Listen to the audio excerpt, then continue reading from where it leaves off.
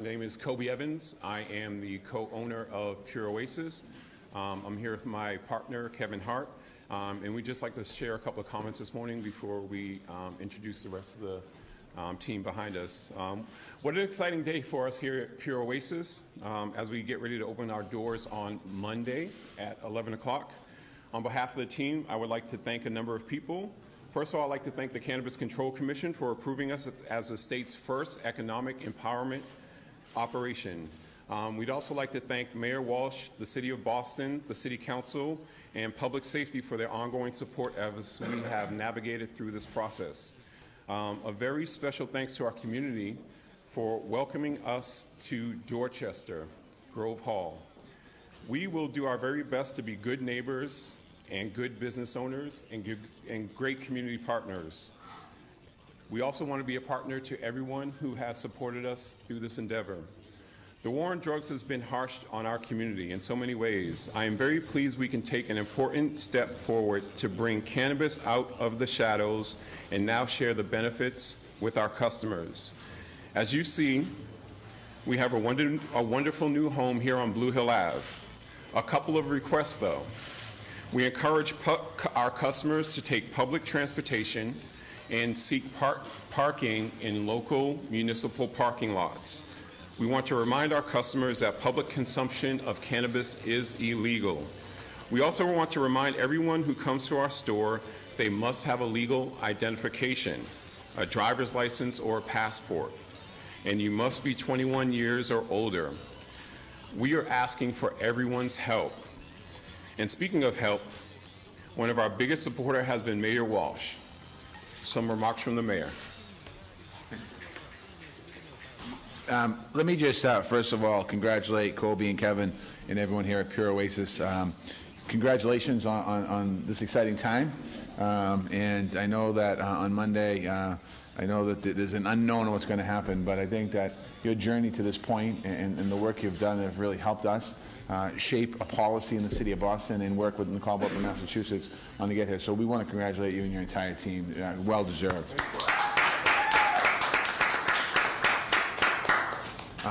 This is a very big accomplishment, and what this means to not just Colby and Kevin's families, but this community as well. So congratulations. I want to, everyone behind me, almost everyone's going to speak, but I also want to thank Representative Liz Miranda, who's with us today, who came to the legislature finishing up her first term and understanding the importance of equity in the policies of marijuana here in the Commonwealth of Massachusetts, and also making sure that as the revenue from this comes in, making sure that that money goes back into the community. And I was talking to Liz a little while ago and before this about making sure that the revenue from the sale of this industry, that it has big impact. So I want to thank you, Representative, for your great work as well. In 2016, the people of Massachusetts voted to legalize recreational marijuana. It's a big step with big implications. Right away, we made a commitment in 2016 to regulate this industry in a way that works for our city. We're making sure that it creates economic opportunities for people right here in our neighborhoods. We create a standard of equity for the entire country. This took a lot of work. It took a lot of conversations. It took a lot of answers and questions by the press. We engaged with community groups and legal experts to make sure that the community understood and what was happening and what was going on in their neighborhood. We were determined to do it the right way that can withstand legal challenges, that in ways we identified strong operators, making sure that that's something that's really important to us, in ways that it's sustainable in the long run. I was saying outside, Boston is the first city in the United States of America to formally prioritize diverse applicants. And that's something that is really, really important to all of us. We created in the city of Boston the Office of Emerging Industries to walk people through the process of applying for a license, what the implications are and what they need to be prepared for, what they need to have. We created a cannabis board, which will evaluate and vote on licensed applicants publicly using very clear criteria, something that mirrors in some ways what the state has done to make sure that people who feel that they want to have their voice heard, we wanted to make sure that we have an impartial board that's going to do that. Earlier this week, I appointed 5 new members to the Cannabis Board. They represent the diversity of Boston's neighborhoods. They also have experience in community engagement, public health, and business, and they'll help ensure equity and transparency in this growing industry as we move forward. The way this was done was the right way, by listening to all the stakeholders and bringing people to the table. This was not a top-down approach. This is from the ground up and seeing what we've experienced in the last couple of years here in Boston and how we move through this industry. I'm proud that Boston is now home to the first economic empowerment operator in the state and one of the first in the entire country. As this new industry grows, we'll continue to work very closely with neighbors to address their concerns. Like all businesses, Pure Oasis is going to create new jobs. It's going to bring economic activity into our neighborhoods. It's going to attract customers. We expect there's going to be plenty of interest when the doors open here on Monday, and we're going to be ready for that excitement. We've been working with the community, this neighborhood, to address their concerns or any concerns they might have. We have a plan in place to handle the traffic and the parking. We've already installed pickup and drop-off zones in front of the building with 4 new spaces. I also appreciate and encourage people to take public transportation if you can on Monday, because as anything, and as we experienced in the first cannabis shop opening up in the Commonwealth of Massachusetts, the lines and the cars that were there, and I think that there's a lot of curiosity as well, not just about buying a product, but also about curiosity about what is this product. Because up to this point for Bostonians, most of this has been an idea that they voted on the ballot in 2016, so they're not really sure what it means. And I think that people are going to be curious. To improve pedestrian safety, we've installed new signs and highlighted crosswalks on Blue Hill Ave. We have a plan to implement temporary parking restrictions on Stanwood Street after the first week, and then we're going to evaluate and make decisions on whether to continue those restrictions. We're going to monitor the situation literally hour by hour, just to see as we move forward so that the neighborhood and people aren't inconvenienced and it's not a detriment to the business. Commissioner Gross is going to talk a little more about Boston Police Department's plans, and I want to remind everyone, if you have any questions that are non-emergency related, we ask you to call 311. You don't have to call 911, you call 311, and we'll have people ready to go and ready to answer the questions that you have. And if we don't have an answer for you at that moment, we will get the answer for you as quickly after you make the call. We want to hear feedback from the community so that we can make sure that this is a positive addition to the neighborhood, and that anything that we have to work with Pure Oasis on, that we can adjust. I was talking outside already to Kevin, and I said that we have no idea what's going to happen Monday. We're going to take it step by step, and we're not going to panic, and we're not going to overreact, and we're going to work collectively together to make sure any concerns that people have, that we'll address it. Before I hand it off, I want to thank everyone who worked hard to get us where we are today. I want to thank all the community activists. I want to thank the folks that went out and voted in 2016. It's no secret that I was not supportive of this legislation in 2016, but I've watched this industry as we've moved forward here from 2016, and for the most part, people have been very professional about it. I want to thank the community for coming to hours and hours and hours and hundreds of meetings across the city of Boston to have conversations about what it looks like. I want to thank the Cannabis Control Commission for their dedication and their work, because again, a new industry for them, and they're trying to figure out how do we move forward. We had very few examples around the country of who we could work with and who we could watch. And I was talking to Steve outside, who's going to come up here in a minute, and I was saying to him that as his commission was exploring this industry, I was talking to mayors of Denver, Colorado, Mayor Hancock, and asking him what he went through, what he experienced, and how he's doing it. And when I talked to him about our process here in Boston and Massachusetts, he thought it was a well-thought-through process. And a lot of that is because it's people that went before us. So again, I want to thank all the folks that got us to this point and through this process. And throughout the process, we enjoyed a strong working relationship with so many people. So again, I want to thank you. We're also joined by, before I bring up Steve Hoffman, we're also joined by State Senator Sonia Chang Diaz, who's with us today. So Senator, thank you for being with us today. Now I have the honor to hand it off to Steve Hoffman, Chair of the Cannabis Control Commission. And I have to be honest with you, I didn't know Steve before this, but there's not many more dedicated people in public service that wanted to understand the issues and really have an open and transparent conversation with the City of Boston, with our office, and the leader of our office is Alexis Kachuk, and really helping us through the way and really helping us both grow and understand this industry. So without further ado, Steve Hoffman. Good morning. First of all, thank you, Mayor, for those very kind remarks. You know, it's a tremendous pleasure to be here today. Our commission has been in business for about a year, 2.5 years, and we've been working hard toward this day for that entire time, and so it's just wonderful to see it come to fruition. I want to start, first of all, obviously, to congratulate Kevin and Kobe. You guys have done an amazing job. You've been great to work with, and I wish you the best of luck. I want to thank the mayor, the city of Boston, Alexis, President Cheney, excuse me.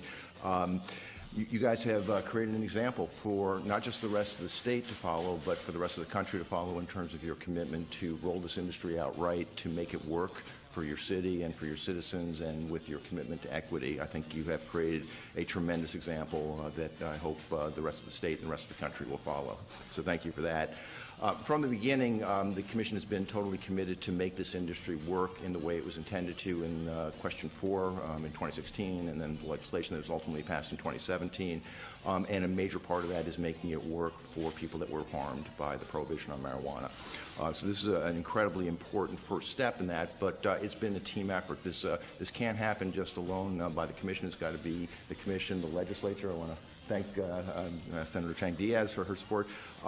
It's got to be cities and towns. It's got to be industry. And I just want to talk about each of those components. I'm here speaking for the Cannabis Control Commission as an individual, but I would be remiss if I didn't mention the other commissioners who all played a major role in this. Commissioner McBride, working closely with law enforcement and other constituencies, helped push through the idea of home delivery, which is a license category that I believe will have significant equity impact and will be available shortly.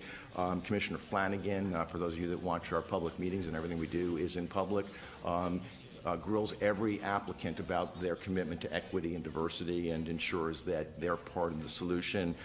Commissioner Doyle created expedited review for social equity applicants, for women, for veterans, for minorities, and Commissioner Title was really the spiritual leader behind the creation of the first social equity program in the nation.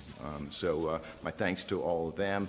I want to thank the legislature, as I mentioned, not just for the legislation that embedded the commitment to equity, but for the support every time we've asked them for help with respect to host community agreements. We saw the legislation that got through committee, what was it, yesterday or the day before? Yes. Yeah, so one of the things that has been very important to me and the other commissioners from day one is not just creating priority and incentives for people that have been harmed by marijuana prohibition, but helping them get financing, which is incredibly difficult in this industry that is still federally illegal. And the Joint Committee on Cannabis Policy, chaired by Senator Chang Diaz, actually advanced legislation to create such a fund, and I'm deeply, deeply grateful for your support on that. Cities and towns, again, I just want to reemphasize how important it is what Boston is doing, because part of the solution has to be every city and town in the state being committed to equity, and the fact that Boston has created a program and helped the first equity applicant get through the process is just incredibly important as an example.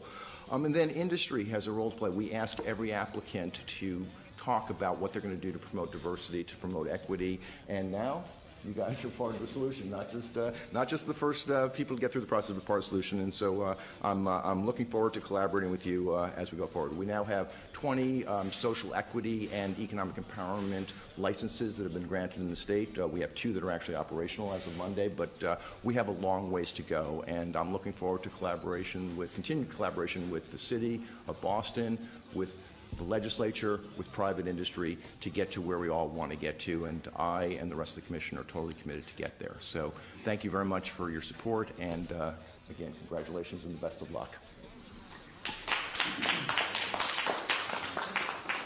Now I'm going to ask Commissioner Gross to come on up and say a few words. Good morning, everyone.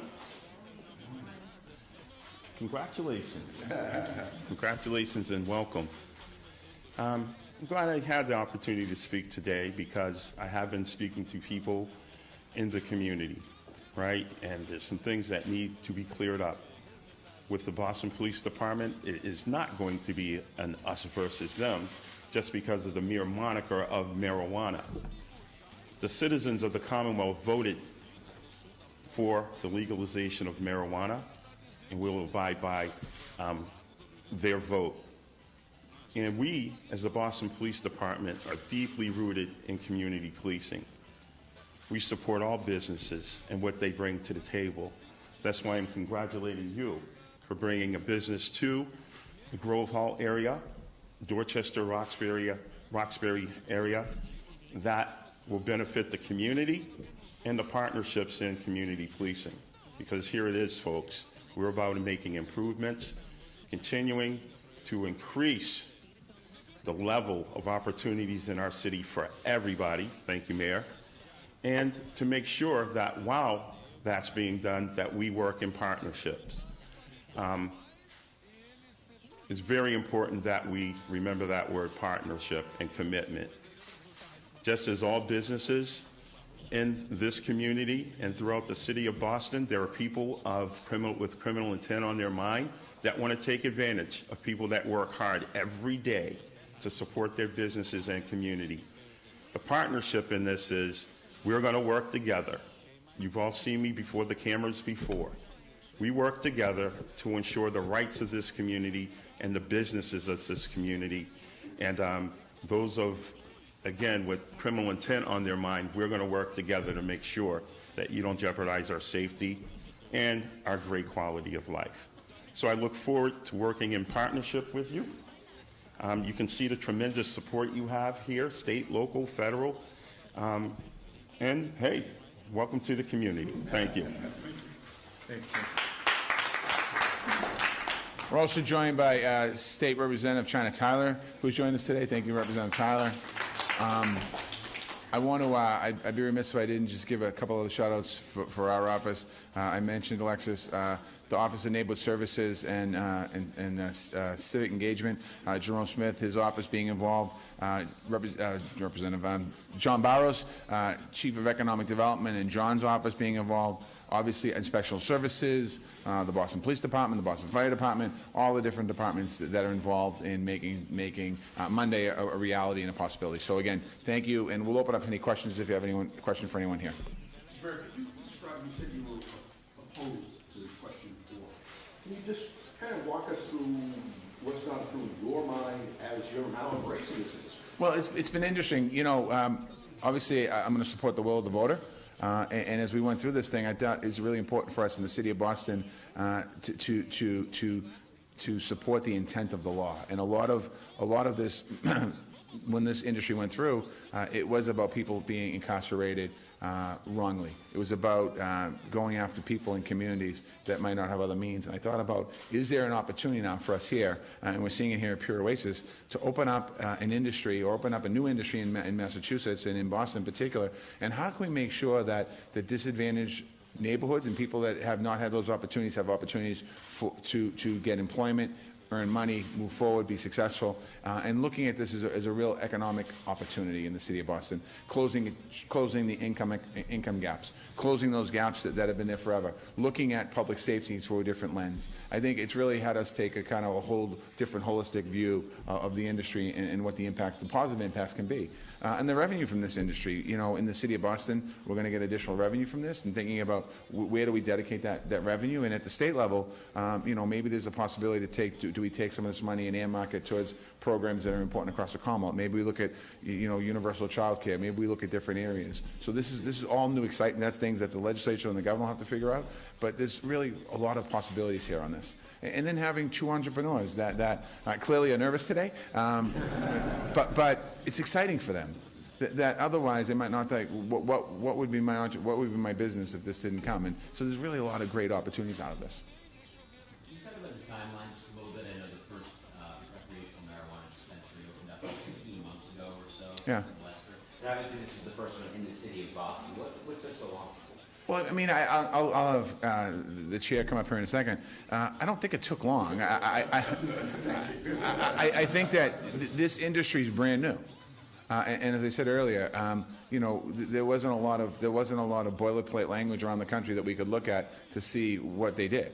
And I think that I would rather be consistent and steady and have a very good outcome than rush and start approving facilities all over the city of Boston and probably all over the Commonwealth of Massachusetts. And I don't think it took a long time. I think that there's a lot that was learned. And I think that, legislature's still working on legislation on the industry. We appointed the Cannabis Control Board last week. It's still an evolving industry here, and it's still going to change and move. I think that, one of the things, I'll tell you, we go to a neighborhood meeting quite often, and, the people in the room, 90% of the people in the room, 80% of the people in the room, they're against having a marijuana facility in their neighborhood. However, when you come back and say 75% of the community voted for it, it's an educational thing too. So I don't think it took a long time. I think it's about making sure that we're getting this process right. The worst thing that would happen is we start approving marijuana facilities all over Boston and Massachusetts and realize, oh, we really should have thought of this or we should have thought of that. And today's a little different too. What we're doing here is a little different because we're talking about equity. This is at the heart of what most people voted. I think that was what I heard, why people voted for the legislation is at the heart of what we're doing here today. We're opening an office that's an equity candidate, and that's something that's really important. Okay. Yeah, please, go ahead. Anybody. Sorry. Are you sure? Are you sure you don't want to ask? No, give it to him. Ask him. A lot of equity empowerment applicants have really raised concerns about, while they can maybe get through the process through the CCC and on the state level, they're having issues in municipalities. Yes. And there are tremendous barriers to entry. Yes. Getting a facility open in municipalities. I know you issued a letter to try to break down some of those barriers. What's being done to make sure that more folks get over the finish line? Well, I think that that's part of the solution. So we have asked the legislature, first of all, to give us enforcement authority over host community agreements, which has been a barrier. A lot of the cities and towns, I'm not going to name names, but cities and towns are asking for substantial amounts of money above and beyond the mitigation fees, and that obviously is a barrier to smaller entrants. So that's something we hope the legislation will advance and give us the opportunity to address. We also asked the legislature to make cities and towns accountable for equity. I again applaud Boston and Cambridge, Somerville, Holyoke, other cities around that have introduced equity into their application process. I would love to see it in the legislation that every city and town has a requirement to advance equity as part of the build-up of this industry. Because again, it's got to be the state, it's got to be the municipalities, it's got to be the private industry all coming together to make this work. So I'm optimistic. I'm grateful to the legislature for their support on this. We are making progress. We have 21 licenses for social equity and economic empowerment applicants, which is nowhere near where we need to be, but it's progress. So I'm very optimistic, but we have more work to do, and it's going to be, as I said, a collaboration between cities and towns, the state, and private industry to get where we need to. But we're going to get there. Question for Ross. Yes, sir. The illicit market is still going on Yes. in Boston. Boston police will be taking extra steps to crack down on the illicit cannabis market. We're going to continue to work with the community, and I'll thank you for that question, because despite what was thought of the community in the past, the community does help out. They do step up to help us make arrests and affect the quality of life. So yes, we will continue our efforts in the illegal drug activities that affect this community, because we all know what comes along with that. There's a lot of violence, right? It does no good for our community or its quality of life. So we're gonna continue to put all our efforts forward to combat any illegal narcotics in this city. Absolutely, right? Because, okay, there's someone, personal use, fine. But what about it when it's individually packaged? What about if you have a weed house, right? And major distribution of same, but not legal? That does affect the quality of life.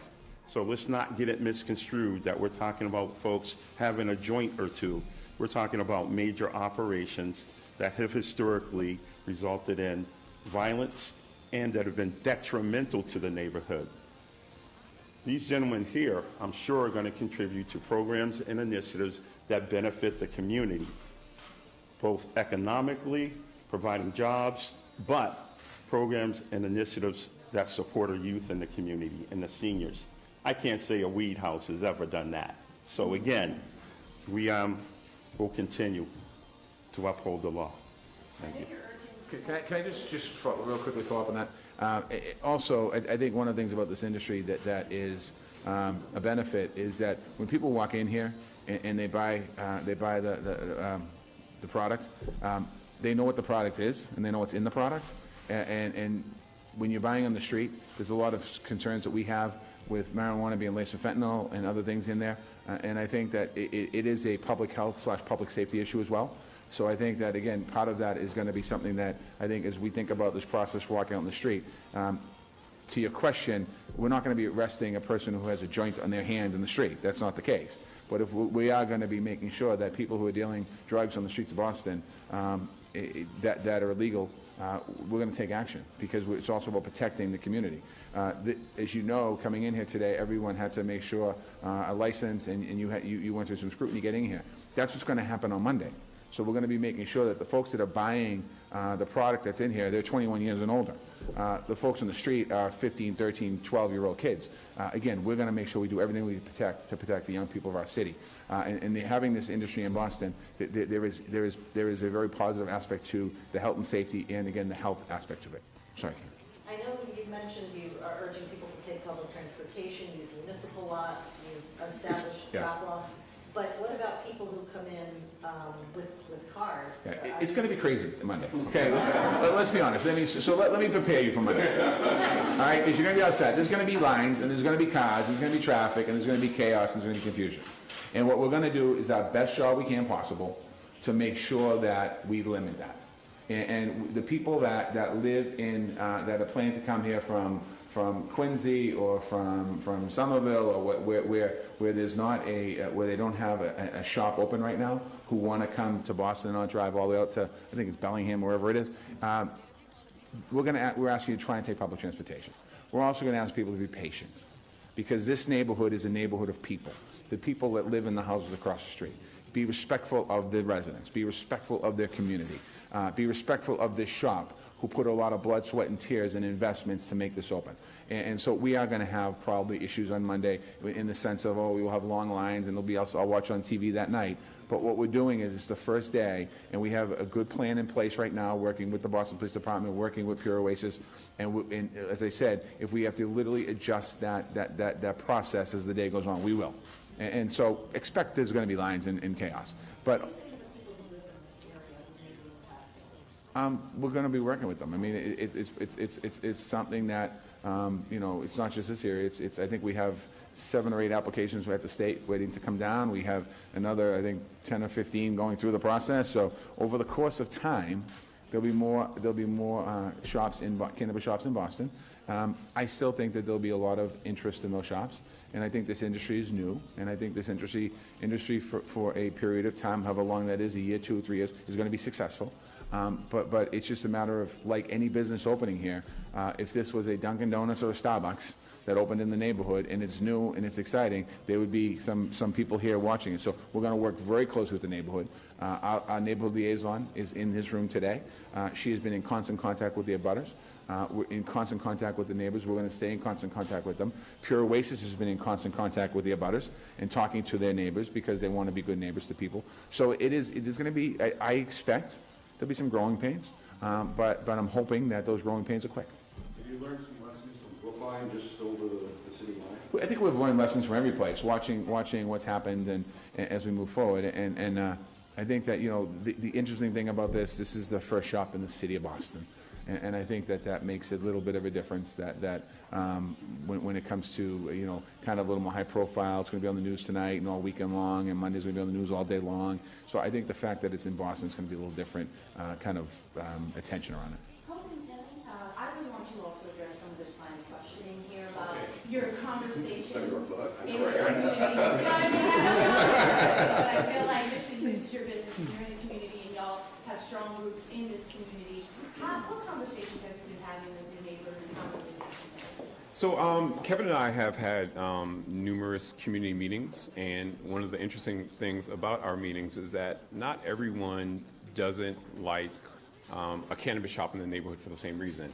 And the vast majority of the reasons have to do more with potential parking issues, additional people in the community, and mostly just fear of the unknown. We have yet to run into many people that have an abject opposition to what we're doing just based on this cannabis. Most people just are fearful of what they've heard in the news dealing with parking. But, To some degree, I think that the average Dunkin' Donuts probably does more traffic in the neighborhood than we potentially will be doing. So it's one of our neighbors even said, listen, I am a patient. I use cannabis. I just don't want to have to fight for parking. You know, so we don't generally see someone that says we don't like the product or what you're doing. It's more or less the fear of what the potential impact on the neighborhood is. And I think just to follow up on Kobe's answer, we've actually taken some deliberate actions to really engage the community. So the process required us to have one community meeting. We actually had two, just to really hear the community's concerns about this new venture. And what we've done most recently is actually outreach to the community through people on our team to talk to the neighbors, to let them know that we're coming, and to address any concerns that they may have also. Even the space that you're in, this space is dedicated just to get people off the sidewalk and into the into our buildings, so that we aren't causing any impeding traffic on the sidewalk. So we, again, as Kevin indicated, we've been very deliberate in being good community partners, you know, because it's an ongoing conversation, it's collaborative, and at the end of the day, we want to be supportive of this neighborhood because we have deep roots here. Are you guys nervous about Monday? Absolutely Very. not. Absolutely not. Very. Yes, very nervous. Anything? One last question. Go for it. Anyone? Okay. Did you guys ask you guys to do anything other than take public transportation to kind of mitigate?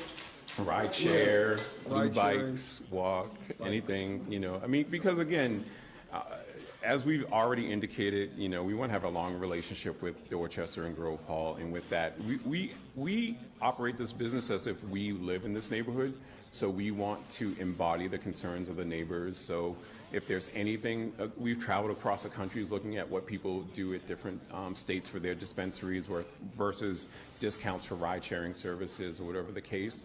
Over time, the traffic will subside, and what you will find is it's more neighborhood people coming here who aren't necessarily driving from, you know, another part of the city. So over time, the traffic will subside, but we are encouraging people to use municipal lots, use public transportation, ride-sharing services, just to reduce the impact on the neighborhood. And our commitment to the community is to be good neighbors. And so in doing that, we've asked people to do all the things that Kobe just talked about, ride sharing, public transportation. But on the flip side of that, for us, we want the experience to be great for our customers. And so if people are driving or not told in advance that parking may be an issue, then that will that could disintegrate the experience. So we share this commitment to the community and also for our own business purposes. Just so you know, their nervousness today, and my smile, open the business, is here. Monday, around 12 o'clock, when they see a line down the street, their smile comes and my nervousness. True story. Okay, guys, thank you again. Thank you.